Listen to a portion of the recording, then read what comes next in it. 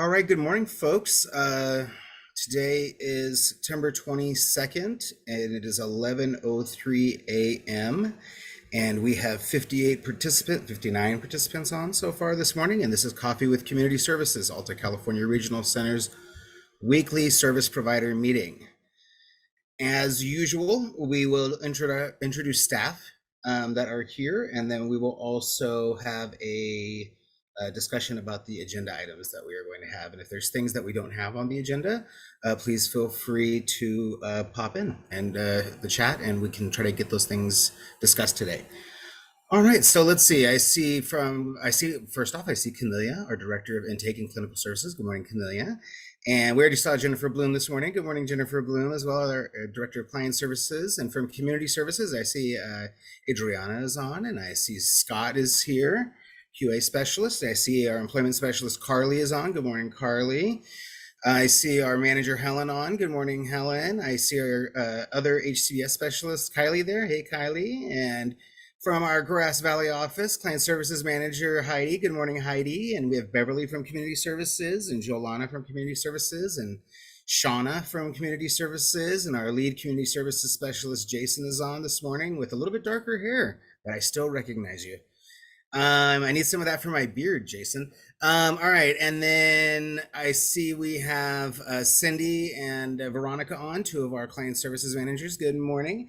And our housing specialist, Rhonda, is on, and surprise guest, Michelle Duchesne, who I did not think was going to be on this morning. Good morning, Michelle, as well, our community services manager. And let's see, for community services, I see Dan Kilmer on. Good morning, Dan.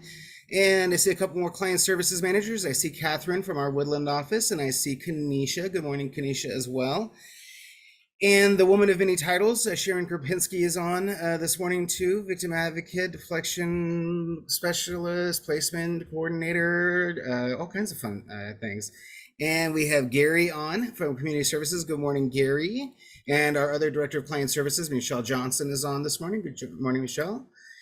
And let's see, our other Community Services Manager, Specialized Services and Supports Manager, no less, Jordan Eller.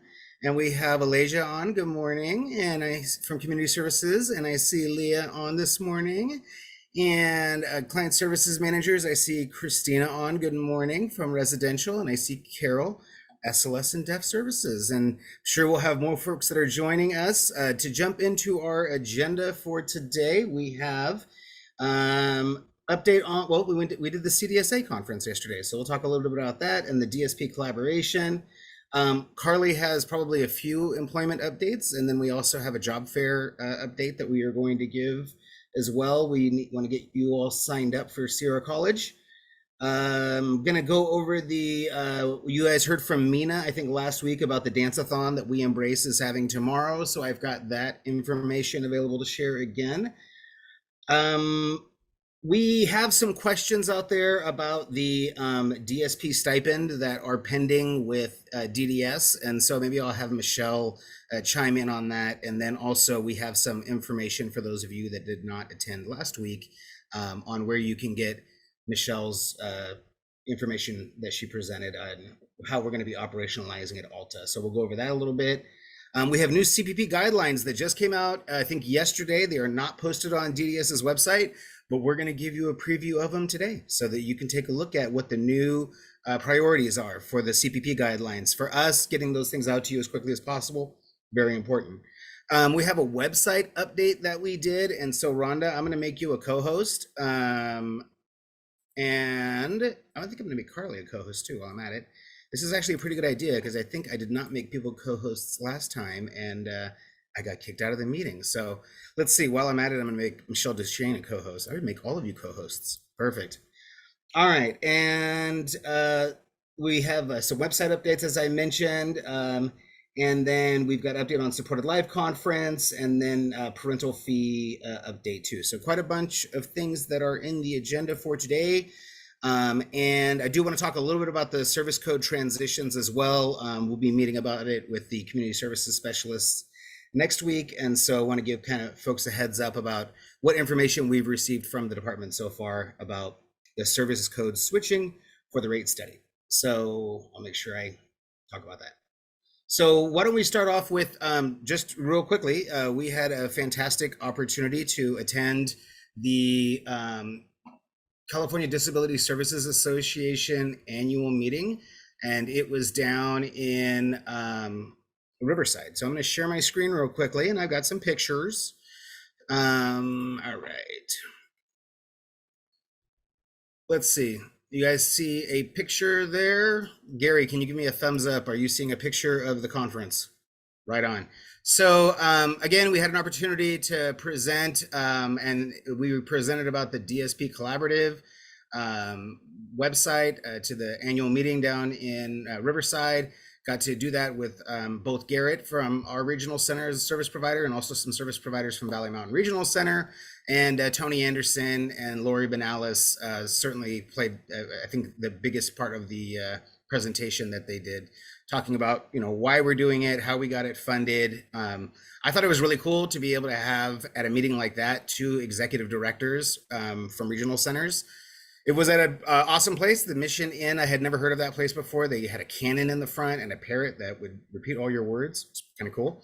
And it was a great venue, big crowd, as you can see. They even had like terraced seating up here that was kind of cool.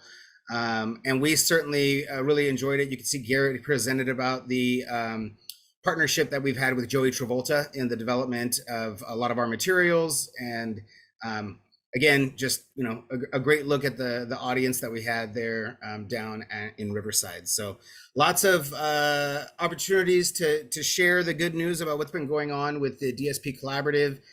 There's certainly a lot of interest statewide about other regional centers adopting the same type of collaborative for their service providers.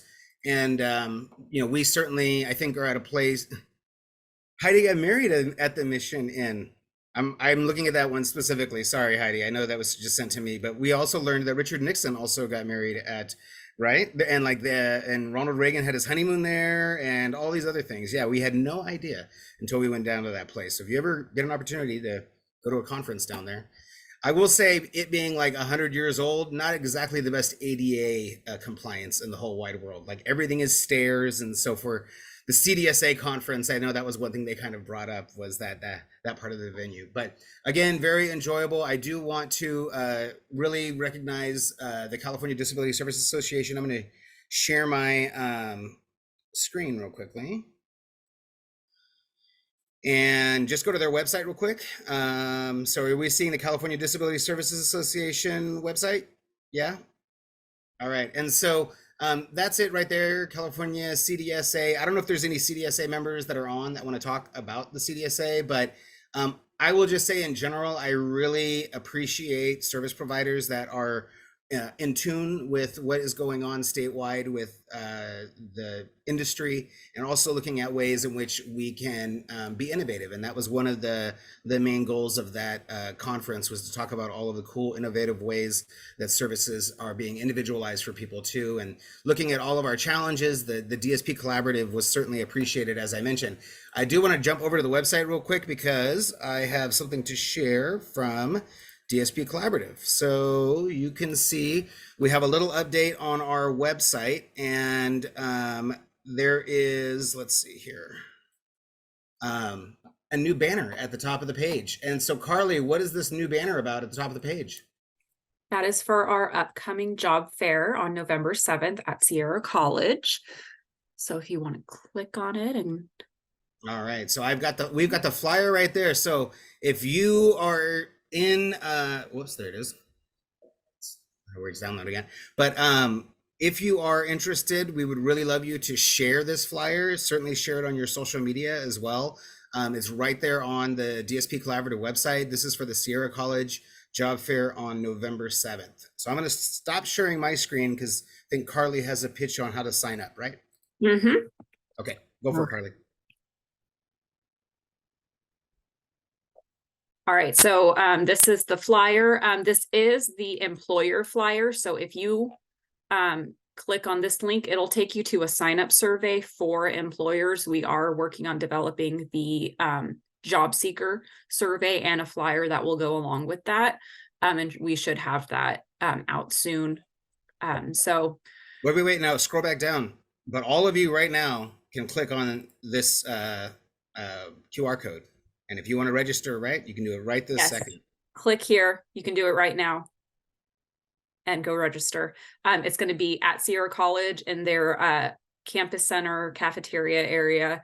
From 10 a.m. to 2 p.m. It's middle of the week, middle of the school day. So there's going to be a large amount of students walking in and out, going through. It's also open just to the general community as well. So we are confident that there will be a large amount of job seekers there.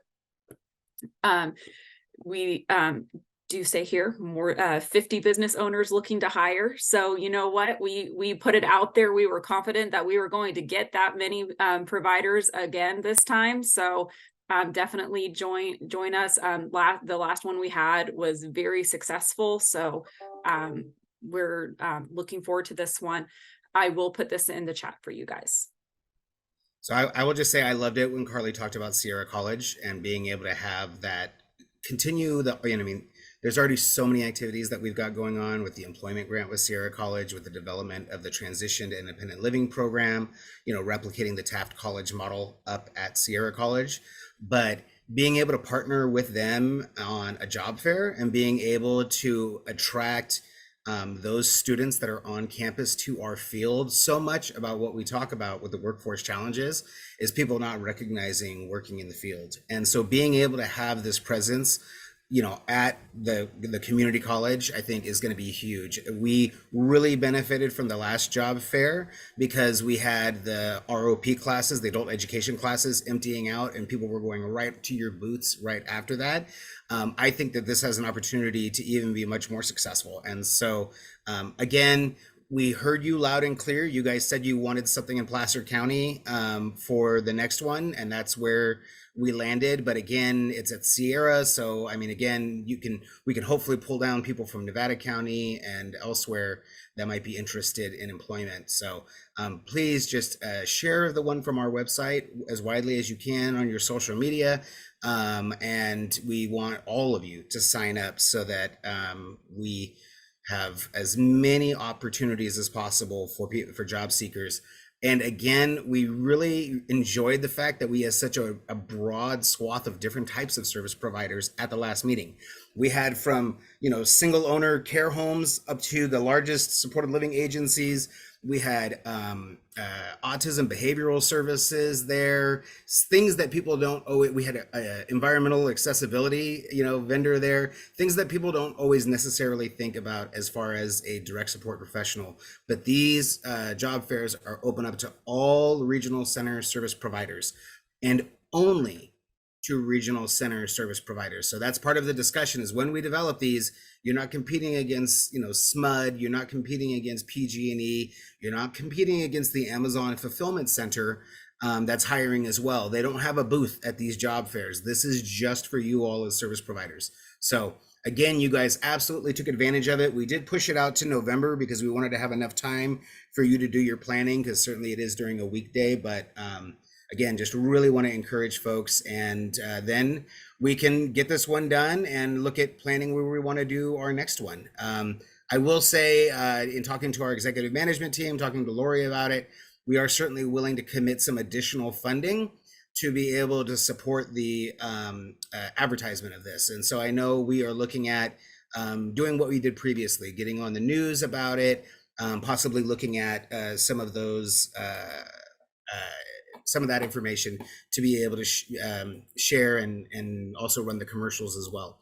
Real quickly, I do just want to give one update. This was some metrics that I put together for the conference based on the,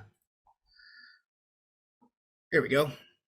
So it just real quickly, it just breaks down the DSP Collaborative, both the website and the job fairs. And again, we have the clickable map. And if you look here, you can see we've got quite a bit of providers that have enrolled to be part of the, and especially in Sacramento, we've got 45 that are on. We have had a real increase in the number of unique visitors that are searching the county listings. And again, those of you that are familiar enough with the DSP Collaborative website, to us, it's not just about clicking that front page, but who's actually going in and looking at the jobs, who's actually going in and looking at each of your listings. And so this lets us know that we're seeing a steady increase, and especially when we're doing periods of advertising for the job fairs, where we start seeing more and more users coming on. I just picked the month of August to kind of get an idea of how many unique searches that we had from different people. And this kind of gives a breakdown of it. And this is kind of somewhat similar to our population. It's also somewhat similar to the number of providers that have enrolled in the website as well. We did get the responses back from the surveys. Thank you very much. As far as number of applicants, we had about 90 applicants. We had about 40% of you that responded that attended the job fair in Sacramento. And we had about 90 applicants and about almost 20 hires that came out of the Sacramento one. And out of the Lodi one, we had about 65 applicants. And I think we had about 15 or so, 12 or so people that got jobs from that one. Again, we had 50 employers that were at the Sacramento one. We had 30 employers that were at the Lodi one. We ran a ton of commercials. This is kind of a listing that they give you that shows all the different times when the commercials aired that we did for the DSP Collaborative. And then this gives us information about how we engaged from KCRA's website. How did people mostly view their website? And then of the people that viewed our banner, how many people actually clicked our banner during that period of time as well? So that's one thing about the DSP Collaborative, is that we really want to make sure that we are doing things that are effective in how we are promoting you as service providers. So if you have ideas, different ways that we can track the success of DSP Collaborative, I'm certainly interested in folks giving feedback about that as well. All right, let's see, Carly. So other employment updates. Yes, so I'm going to share my screen. DDS is going to be rolling out a new employment pilot program. This is going to be a new service code called Career Pathways to Competitive Integrated Employment. We don't know what the service code is yet. We do not know what the rate is yet. They are looking at rolling it out sometime this fall. So the service code description is essentially, this is for customized employment for individuals who are transitioning out of work activity programs, sub-minimum wage, or secondary education, so that those transition aged youths. And it is a time-limited program for up to 24 months. It has a description here for a new job title, a Career Pathway Navigator, as well as a customized employment specialist. So pretty much the essence of this service is providing customized employment to those individuals listed. Really, we're sorry, lost my train of thought for a moment. So we're still waiting for more information on this, but DDS has been pushing customized employment for a while. So we've been waiting for them to come up with some kind of service code, something like this. So very excited about this.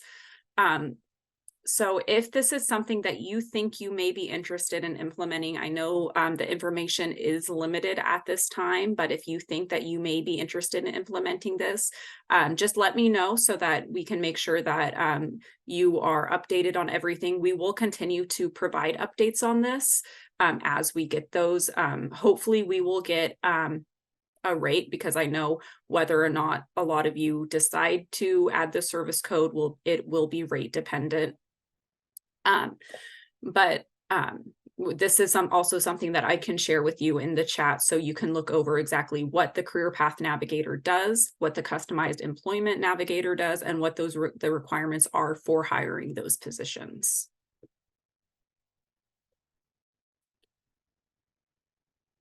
Any questions about that for Carly? I'm going to drop in the chat, Carly, the invitation we received this morning for the employment work group.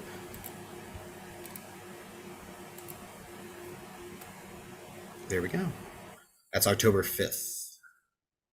All right. Is that anything else?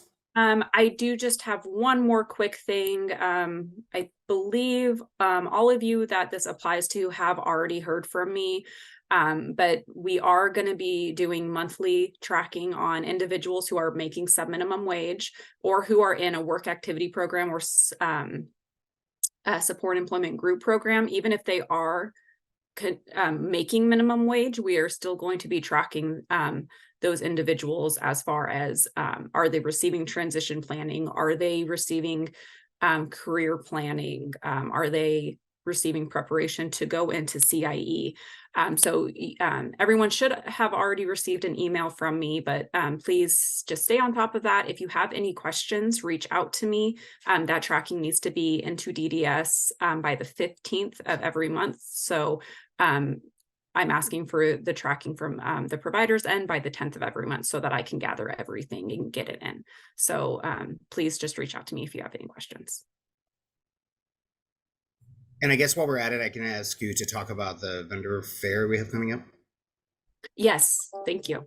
There's always something I forget because there's so many things going on. Because we just keep assigning Carly more and more stuff. We have a vendor fair, and let me pull up actually that flyer. We have a vendor fair on October 24th at the Alta office on Harvard. Oh, where is it? There we go. Okay. This is just an opportunity for vendors to come in. We have a handful of new vendors, a lot of new service coordinators. So this is just an opportunity for you to come in, share a bit about your program and what your services look like. We held one last year, and it was a great opportunity for just everyone to connect, get to know each other, become familiar with the programs. So we still have space for new providers. So if you would like to have a table, feel free to reach out to me. This is also a great way to meet the community services specialists. Some of you are new service providers, so when Kylie comes out to do your HCBS review, that might not be the first time you want to meet Kylie.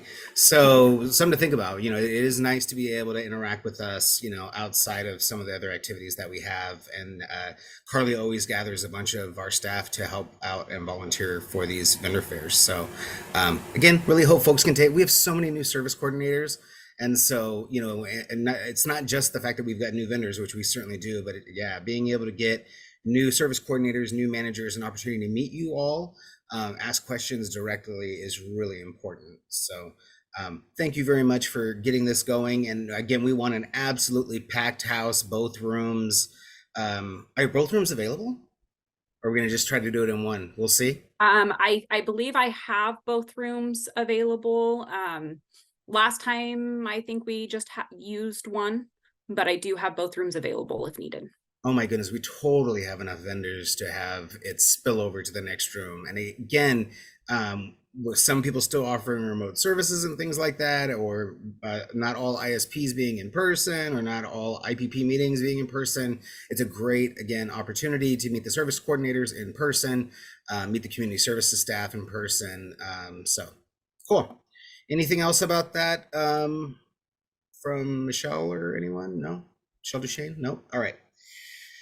Cool. Thank you very much. I want to share real quickly about, once again, I want to share about the Inclusive Dance-a-thon. Again, we really like to support Mina and her activities, and she certainly really likes to support our regional center population.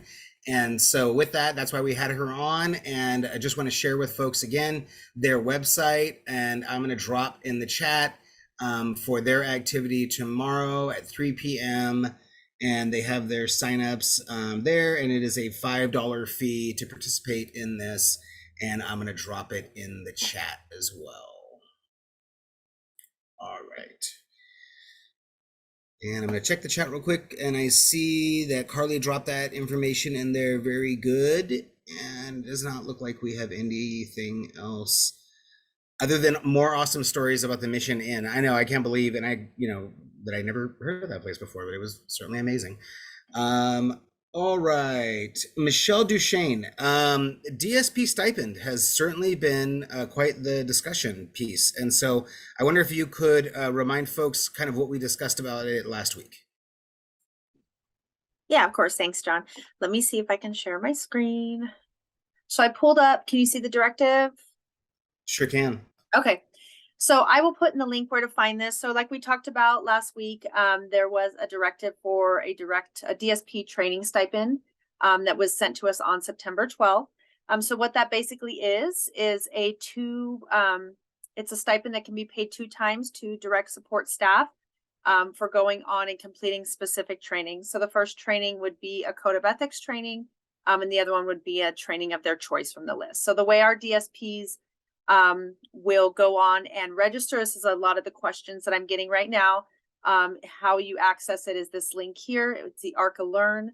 The DSP will need to register. They will also need to provide their vendor number and their regional center. And from there, they will move forward with the first required training, which is the code of ethics training. And then they will select from the list for the second training. These also can count as continuing education units moving forward. However, each DSP will only receive 2 payments, 2 stipend payments. The way that breaks down is it will be $775. So $625 of that goes directly to the DSP and $125 will go as the administration fee. We are asking, I am getting some providers that are submitting the agreement that is required as well. And once I share, it kind of makes my screen disappear. There we go. Can you see the agreement, Carly? Are you seeing that? Somebody tell me. Okay, cool. So this is the stipend agreement that only needs to be completed once per vendor. We are getting some of these from providers, and I'm just asking that you hold off on that. We are going to get a weekly breakdown from the department on what vendors are included and what DSPs are assigned, or that logged on and said you were the vendor, the employer for that. So we will be sending out these agreements via electronic signature through Sign Now once we get the list and you are on the list from the department. So I know that some of our providers were filling those out, but we just wanted to keep it all uniform and standardized and have it all be electronic signature.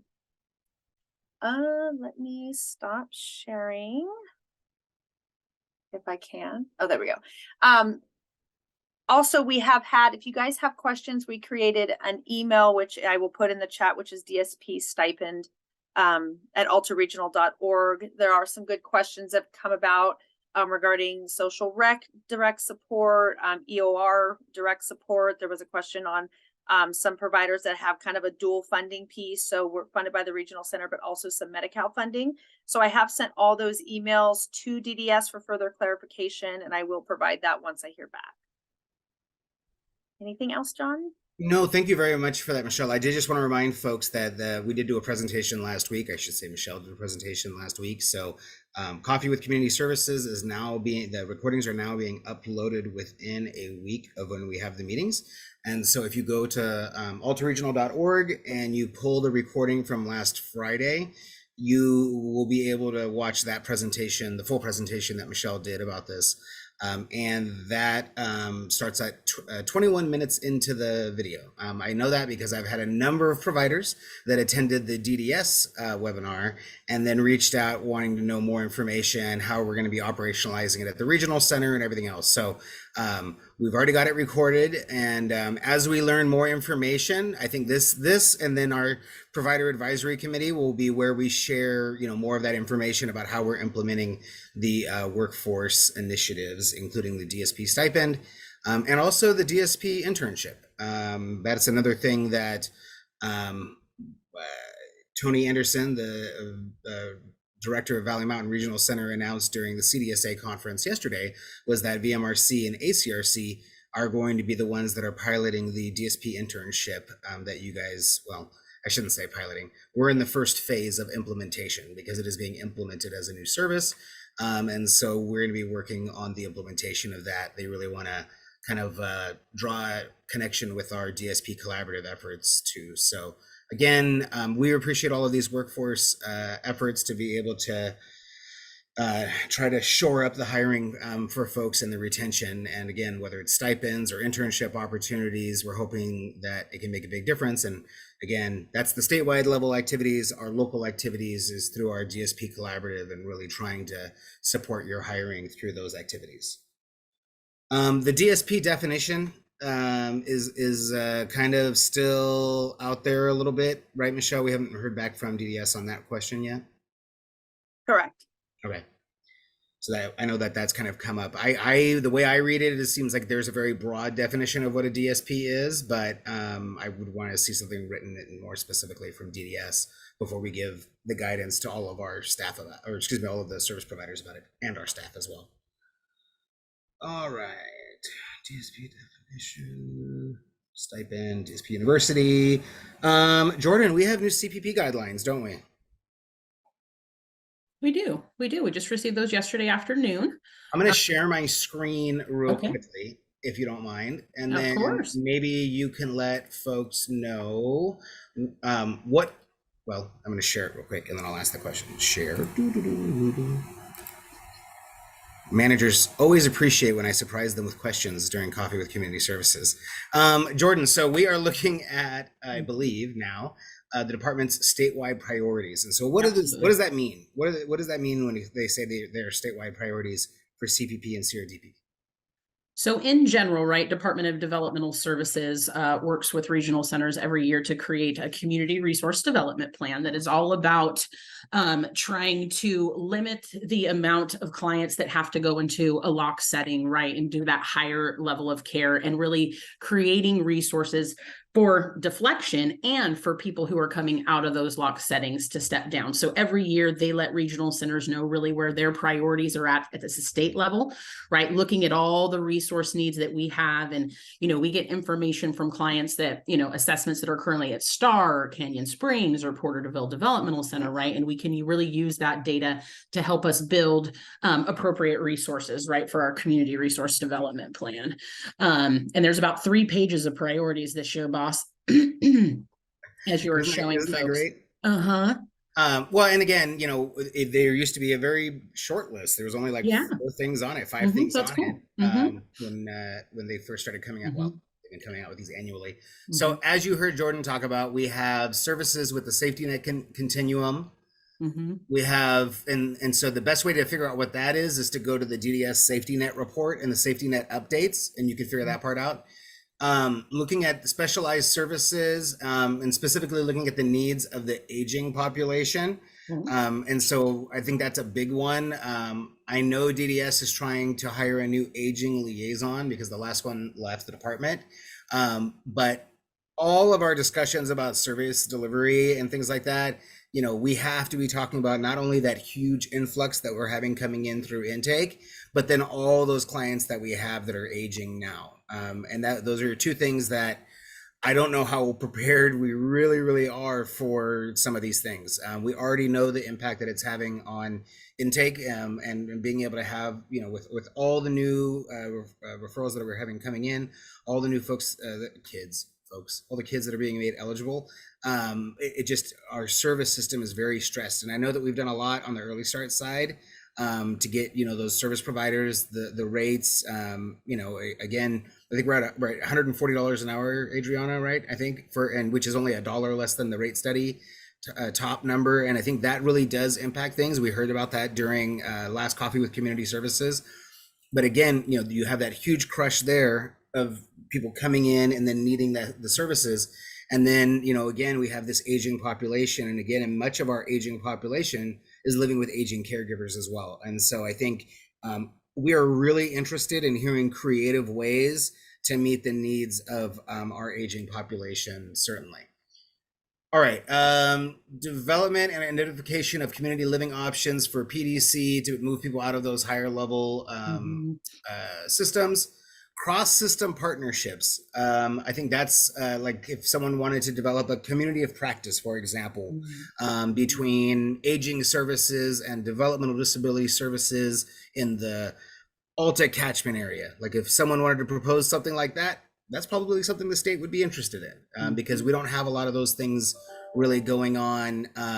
We've got a lot of different things, like being involved with the development of the adult day health centers, are some of our, other activities, but there's not really anything that is trying to address, multiple issues that relate to the two populations, housing issues, access to medical care issues, access to, in-home supports and things like that. There's so many shared issues. So just planting that seed out there. If someone is interested, I think the department might be interested in something like that. And I think Alta has heard enough from our clients and family members and everything else about the need for these types of services. So let's see, resources to support individuals in their homes and or other preferred living options.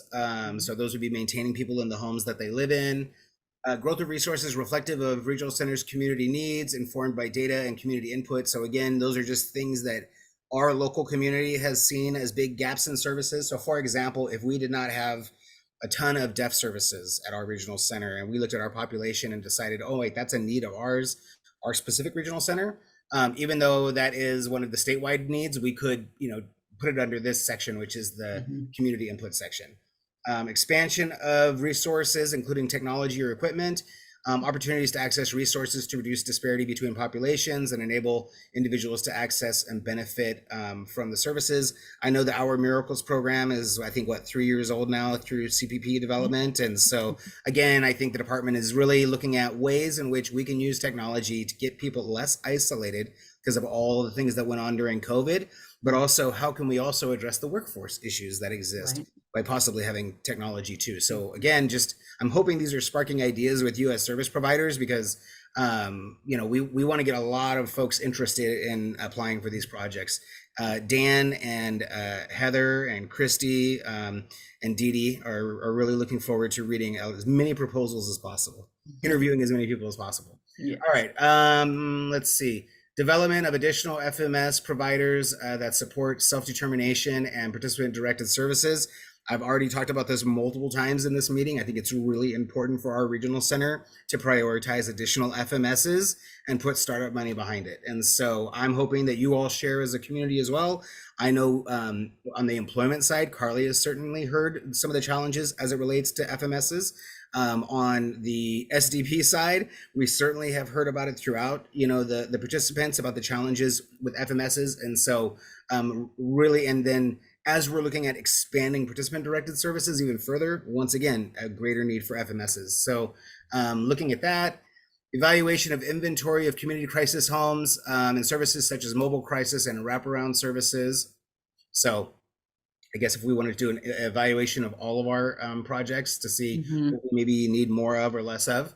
Development of HDO projects, properties where an HDO is the model. So that's the housing developer model where the service provider does not own the home, but a housing developer organization owns the home and the service provider leases the home. The state, when they give money nowadays for new housing projects, really want it not tied to a service provider, because if the service provider decides to close or something happens, then that home is lost. And if they have a housing developer organization that owns the home, then they are able to retain that property and bring in a new service provider, which has happened many times over the last, I think we've been doing these homes like 6-7 years now, 6 years, I think, or so. We've certainly had to have some turnover in different providers in the HDO homes, but we did not lose the homes. We still have those resources for the clients. And I think in almost every case, if I can remember, the clients have not needed to be relocated when we've had a change of ownership for the operators. And so for those of us that made promises to a lot of these developmental center movers that they would be able to move out just one more time and wouldn't have to worry about, getting scooted around to different places. It means a lot being able to have that stable home for folks. All right, additional resource options that align with community needs and preferences, specialized residential options for adolescents or adults with unique medical challenging service needs. So that's kind of the children's ARF push-in model, which they've envisioned also kind of has some behavioral support components in it as well. Affordable and permanent housing. I know from the community resources work group from the Developmental Services Task Force, that was their number one priority, was the development of affordable and permanent housing. I think I'm hoping that you all would support the regional center in trying to do an additional affordable housing project. I've been hearing amazing feedback about our final clients that have been able to move into Mirasol Village and the impact that it's made on their lives. There was a great tour that was able to go on there last week with the Department of Developmental Services so that they could take a look at Mirasol Village and get into some of the units and got to meet the clients there. So it was a cool opportunity. Supporting individuals with high support needs in their own homes, employment, behavioral health services and supports where generic resources aren't available, early intervention services, social recreation services that are inclusive and culturally and linguistically competent, services and supports for substance abuse or substance use disorder, I will probably say, training, because I'm that kind of person, training and education programs that meet individualized needs, and then specialized services like dental services, aging populations, and those with aging caregivers, and individuals with Down syndrome and at risk of early onset dementia. So what else do we have going on as it relates to CRDP activities and everything else? I got a flurry of emails from Dan Kilmer with all these upcoming meetings. So what do we got going on, Jordan? Yeah. So, John, I'll go ahead and share my screen. I just put the Please. link in the chat, right? So, as of today, Dan just let me know that we've received about 50 completed surveys from our stakeholders, which is great. Last year we got 109. The survey is going to be open till September 29th. So let me share my screen. You'd have to allow me to share my screen, boss. You're the only person that's not a co-host.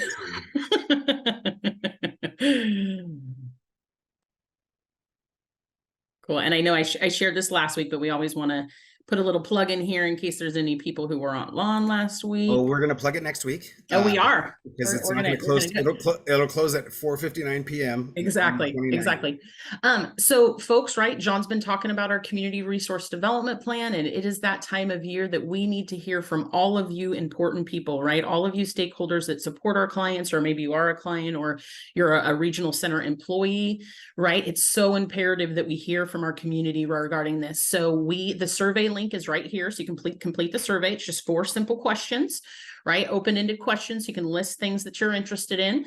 And then of course, we are required to share all of the stakeholder feedback, right? So we'll analyze the data. We'll have a nice little PowerPoint that we'll be sharing with our community partners on October 17th. That will be virtual from 1 to 2:30.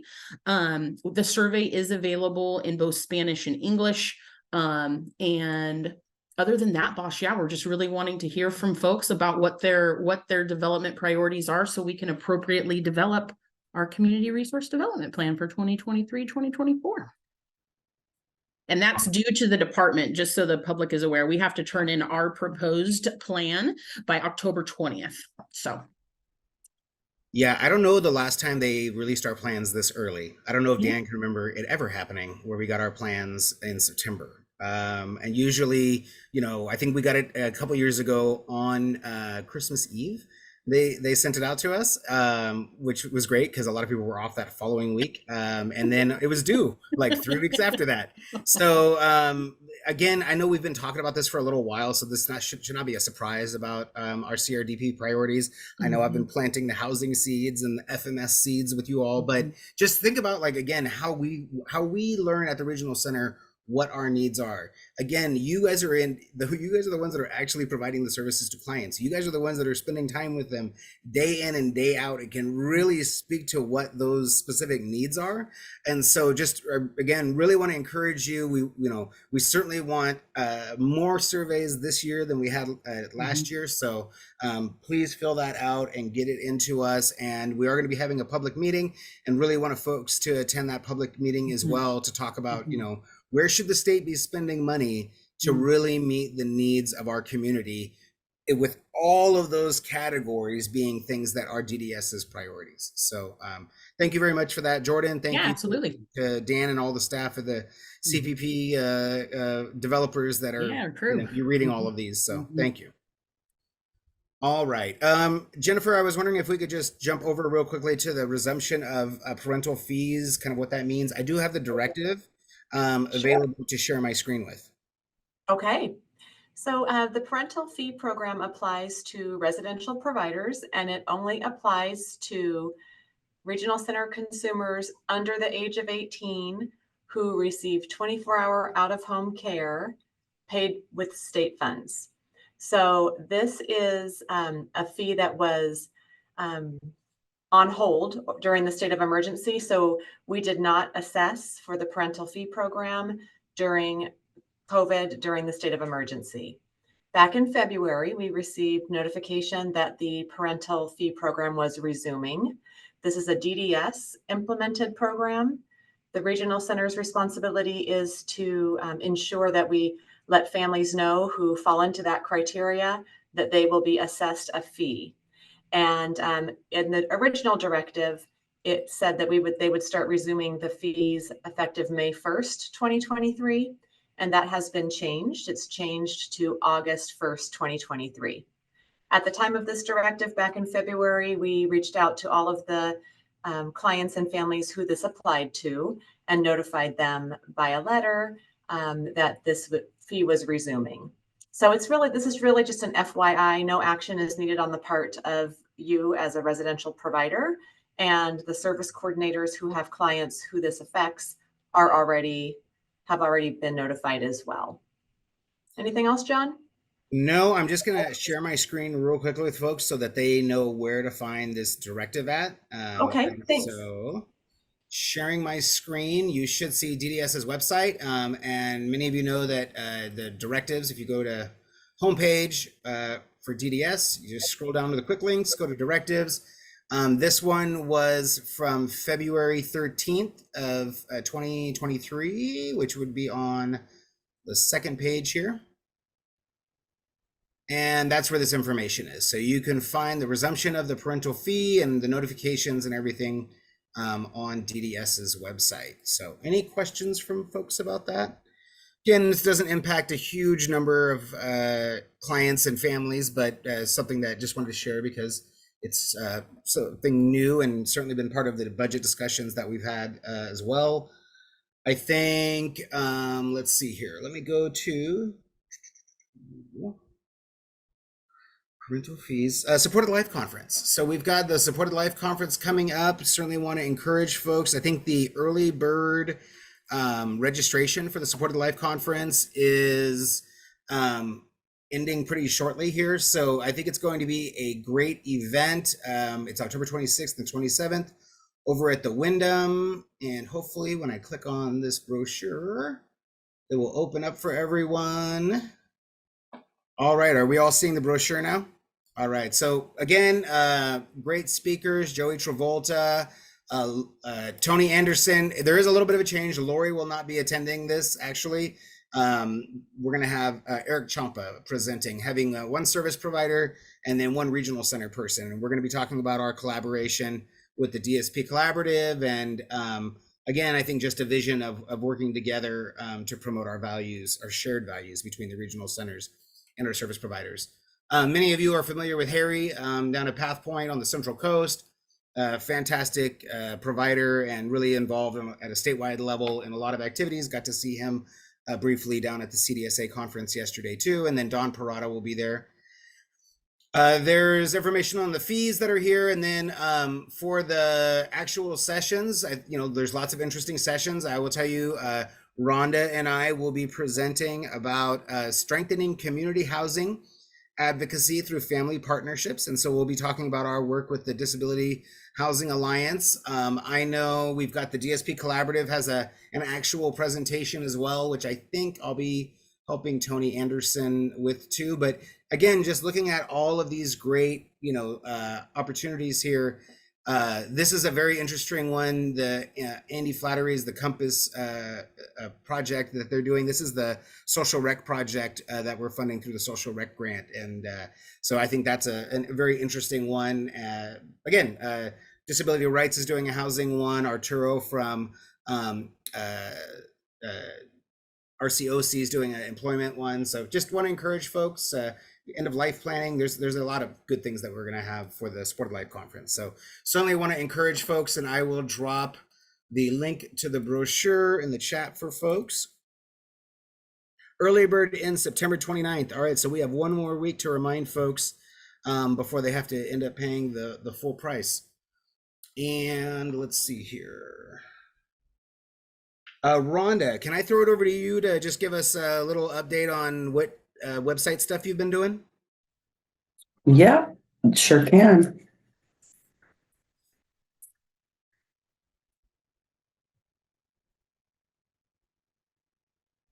Second, if I can get it up there. Is it not going? There, no.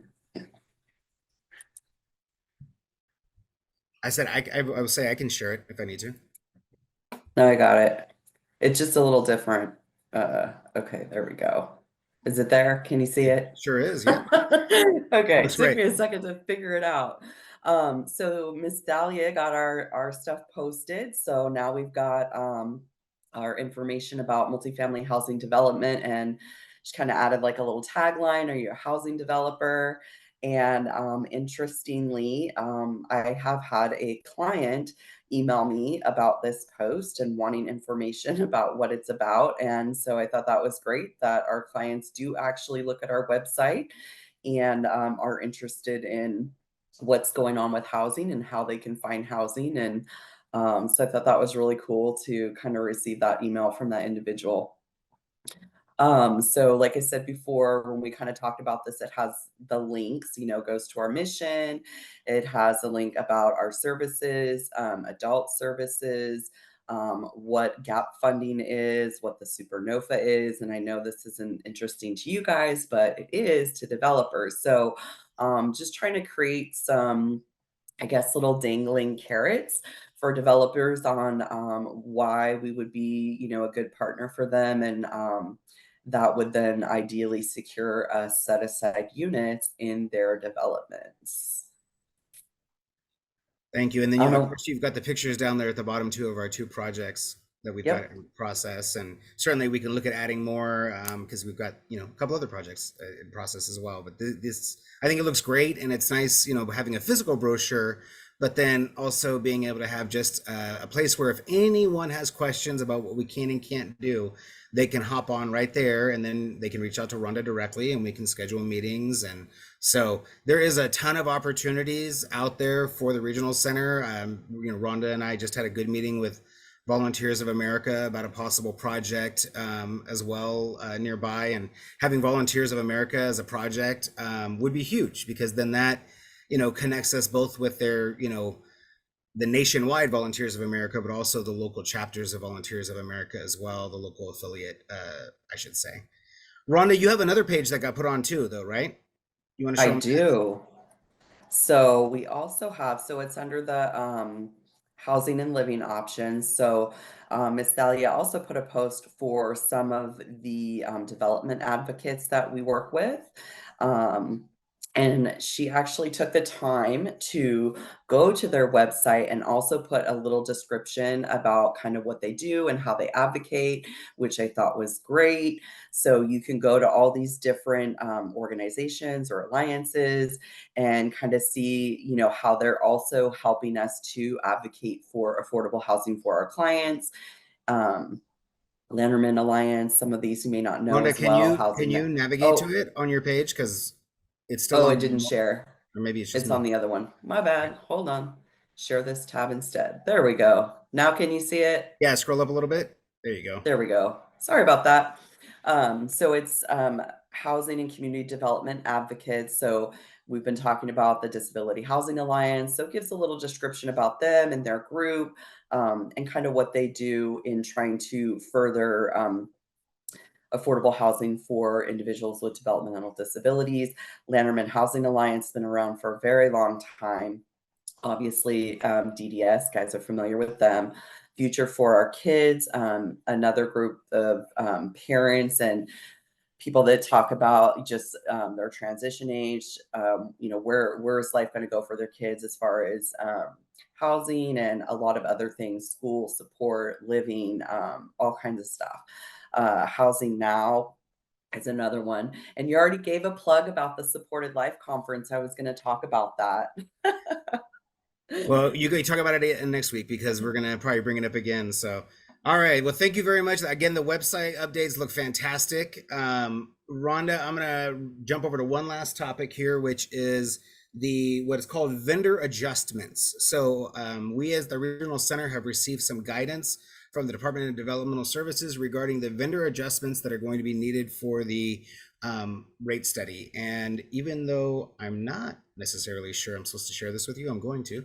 And this is recorded too on YouTube, so check that out. So this is the spreadsheet that we've received thus far. I'm not going to really scroll down so you can see what we're talking about as far as the service codes. But basically, the department is giving us information about the number of vendors under certain service codes with rate increase calculations, the count of the vendors that don't meet the proposed requirements, because when we had to do the categorizing of vendors, which some of our community services specialists are still a little traumatized over having to work on that so hard. But when we had to do that before, we had to calculate, who would fall under different categories based off of the staff that they had on. And so DDS gave us the information about which vendors, number of vendors that need to move over to a standardized service code, percentage of vendors that need to move, and the number and so basically they broke this down for all the service codes, and then they also give us the notes for each of the different service codes. So for example, like this service code is currently 055 and it's going to move over to this, and if you want to stay with 055, that just means you're not going to be getting the future rate increases that may occur. You're not going to be part of the rate study. So we are going to be really working on these activities over the next, I would say, 9 months or so, because we really have to get these things done in advance so folks can be able to bill come July 1 with their new service codes and everything else. So there's just going to be a lot of activities. This is just a draft right now, what they sent to us, but I am going to be going over it with the community services specialists at our next meeting, so that they have an idea. A lot of the service codes, I was looking at it like thinking, poor Helen's unit has so many of these, because they have a lot of the miscellaneous service codes, a lot of the service codes that aren't like very direct. But then I looked, and Michelle Duchesne has a ton too on her side as well. And then Jordan's got to look at some of her residential homes on her end. So again, I think for all of our community services specialists, this is going to be a big activity for us. I know we'll be doing a preview about that, and then we don't have a ton more guidance as it relates to HCBS, but I know we'll be talking about HCBS next week with our community services specialists, and so maybe we can do a little follow-up next Friday about kind of where we're at and how we're jumping off with some of these activities. How does that sound, Michelle? Pretty good? Yep, that works. Perfect. All right. And meanwhile, I will say the transition to R&D transportation continues on. I see Letty on here this morning. So good morning, Letty. And we have obviously our staff that have been working so hard on this. I believe we're at a point now, Helen, where the transportation service reports are going over to R&D for the new ones, right? That's correct. We stopped processing internally on the 15th. We're only entertaining those very urgent ones that need to be dealt with. But yes, and we have a scheduled training. Letty can probably talk more, but the scheduled training for providers is on the 26th. Yeah, so September 26th, training for all the providers that are and that's for all providers, right? Or the transportation providers. Clarify that again. Yes, All that's. Oh, go ahead, Letty. I can expand, Helen. Thank you. It's all providers that have completed the information. Go ahead. Yes. So it's by registration only, and only the providers that have submitted their route information, contact information, will be participating in the training that's scheduled for the 26th. And also, I think addendums was part of the criteria that the regional center had for the invitation. Yeah. Correct me if I'm wrong, Helen. Yeah, Yes, I that's believe correct. that was it, so that we could get the registrations. I really do want to shout out our transportation providers. I know that there's a lot of discussions back and forth as we were looking at getting the addendum done, and I just appreciate the communication that I received from the providers that were working on this. I feel like it was collaborative, and I felt like it gave us really good ideas that we could, and we did end up making some changes to the addendum to implement the requested changes that a lot of our providers were interested in. So I want to acknowledge you and appreciate the back and forth discussion as it related to that. Very professional and able to get a lot accomplished and move this forward so that we can get the broker implemented. I think we had 23 addendums that we'd received and 21 route sheets that had come over to R&D already. So again, just really appreciate that with our service providers. Wow, that's a lot. We had a lot going on at the regional center. We have short time frames for the CRDP stuff, the CPP, proposals. So please get those surveys done. And we appreciate having so many folks on here today. And we'll look forward to talking to folks again next week.